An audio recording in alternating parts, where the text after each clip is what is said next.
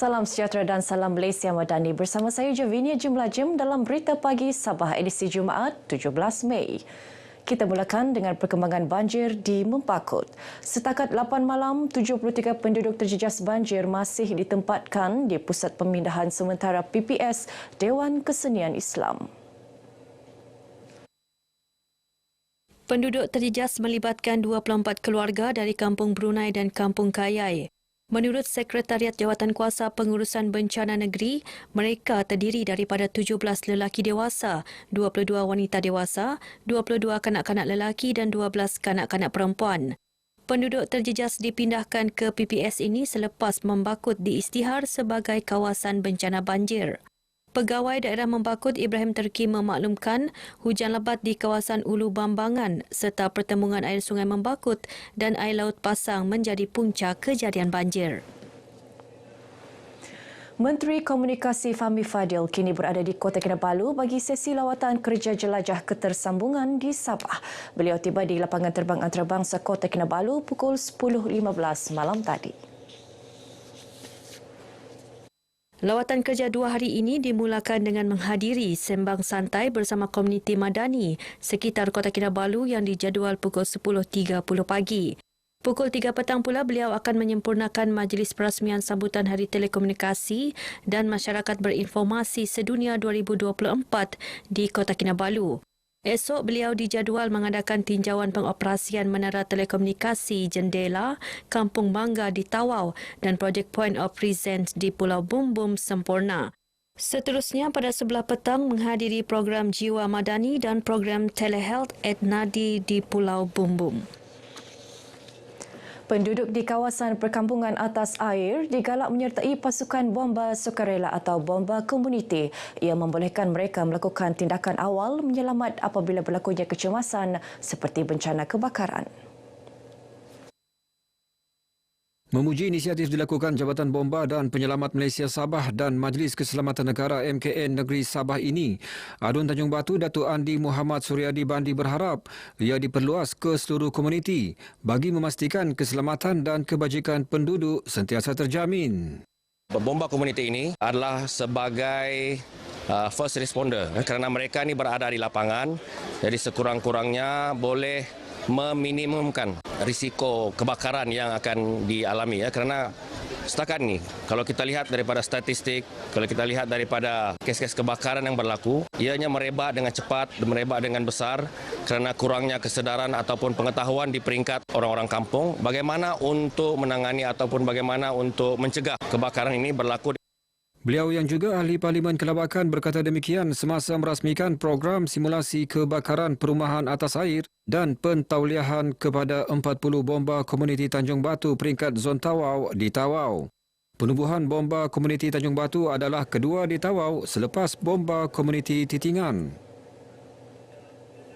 Pewujudan Tabung Pendidikan Negeri Sabah TPNS memberi peluang kepada lebih ramai pelajar cemerlang melanjutkan pelajaran ke institusi pengajian tinggi. Menerusi TPNS, bantuan sekali bayar diberi kepada pelajar yang layak di bawah program bantuan tunai pendaftaran IPT, Budi dan bantuan khas tunai peperiksaan, Bakti. Untuk memastikan bahawa pelajar-pelajar di Sabah ini selain daripada diorang dapat memohon beasiswa daripada kerajaan negeri juga dapat membantu mereka untuk meneruskan pelajaran ke peringkat yang lebih tinggi. Justru pewujudan TPNS diharap dapat membantu usaha kerajaan membangunkan modal insan berteraskan sains, teknologi, kejuruteraan dan matematik STEM serta pendidikan dan latihan teknikal dan vokasional TVET. Terdahulu, Datuk Siza merasmikan program Semarak Hari Belia Negara HBN 2024 peringkat daerah Pinampang. Bertemakan Yakin Boleh, sambutan HBN tahun ini diyakini mampu menjadi pembakar semangat belia untuk mengasah bakat dan potensi masing-masing dalam pelbagai bidang serta menyemarakkan perasaan cintakan negara. Remaja khususnya pelajar perempuan diingatkan agar tidak mudah terpengaruh dengan janji-janji manis termasuk tawaran pekerjaan bergaji lumayan. Ia bagi mengelak mereka terjebak dalam kegiatan tidak sihat sehingga mendatangkan musibah. Jangan mudah terpengaruh, terutama sekali orang yang baru kita kenal. Maksudnya kita jangan mudah terpengaruh, mungkin akan disajikan dengan berbagai peluang pekerjaan. Kita tidak tahu adakah ini benar ataupun tidak. Datuk Mat Bali ditemui RTM selepas program Semarak Hari Belia peringkat daerah Sepitang di SMK Pengiran Omar. Baru-baru ini, 3 pelajar sekolah dari Ranau dilaporkan hilang sebelum dijumpai di Sandakan beberapa hari kemudian. Mereka bertiga dikatakan mengikuti seorang lelaki untuk mencari pekerjaan.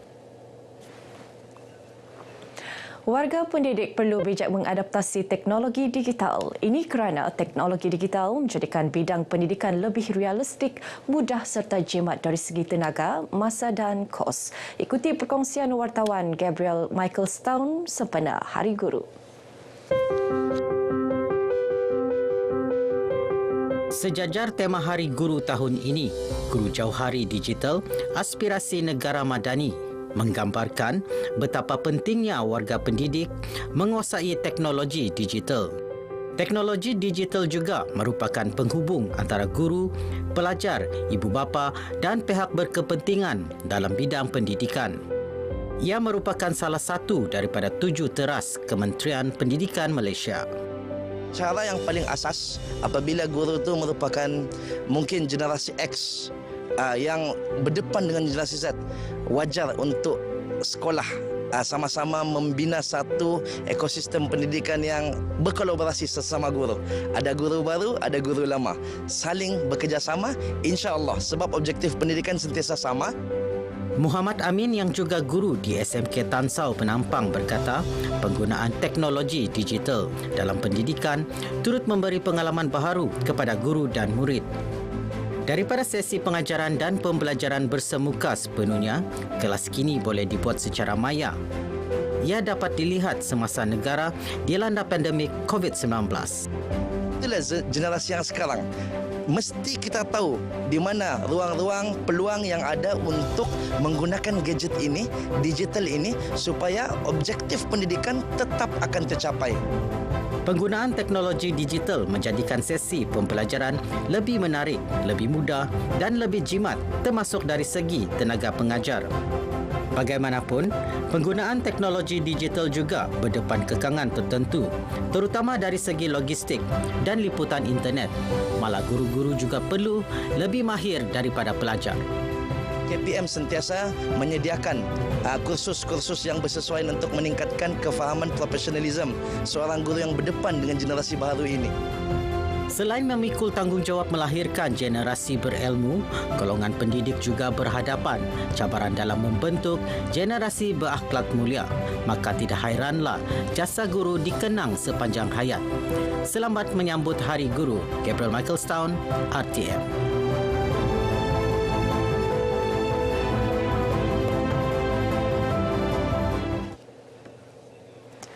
Wanita berusia 40 tahun ke atas digesa kerap membuat pemeriksaan payudara. Pemeriksaan awal penting bagi memudahkan rawatan segera dilakukan.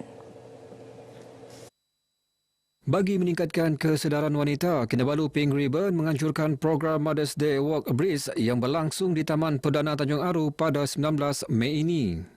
LPPKN, mereka akan taruh dan punya di sana itu alat-alat untuk buat mammogram punya check-up. Selain dari itu, of course, the walk itself, 5 km jauh dia. Yang kami punya nasihat, don't pergi ambil rawatan di kampung. Memang pergi hospital is the best lah untuk merawat kanser. Beliau ditemui RTM selepas menjadi tetamu dalam segmen Sembang Ekspresi Sabah FM di Kota Kinabalu. Program tahunan ini bertujuan meningkatkan kesedaran mengenai penyakit kanser payudara selain menggalakkan masyarakat sentiasa mendapatkan pemeriksaan kesihatan. Isteri Ketua Menteri Datin Seri Panglima Datuk Julia Salak dijangka menyempurnakan flag off program berkenaan. Baik, sekian paparan berita pagi Sabah kali ini. Menyusul selepas ini berita pagi Sarawak. Dari sungai hingga ke segara, Palestin pasti merdeka.